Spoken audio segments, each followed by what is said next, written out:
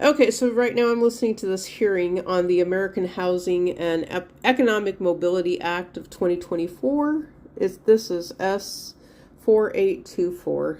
And so there, Elizabeth Warren is the sponsor of this, and so she has been very outspoken related to making housing affordable.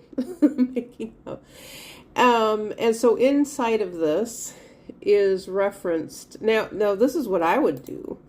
Inside of this is referenced the Fair Housing Act is a federal law that prohibits discrimination in the sale, rental, financing of housing based on race, color, religion, sex, national origin, familial status, and disability.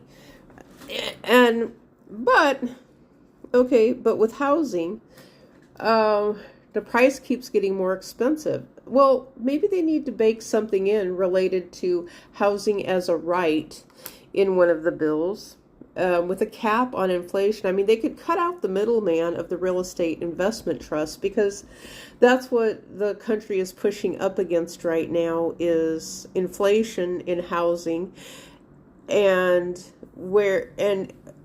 Elizabeth and Senator Tim Scott have both said that they just throw money at local government. They take a hands-off approach, and then they tell them to fix things. Well, then they do things however they want to do them, even though it's not good for the economy. That's how you end up with houses being built in flood zones, because Congress gave money to local governments who built houses in flood zones where they shouldn't be built. Well, and now the insurance companies are broke. FEMA insurance companies are broke, and they're saying, well, we're not going to be insuring any more houses in flood zones because it's not a good idea, because the tides and waters are changing along the coastal lines. Truthfully, it's a bad investment all around.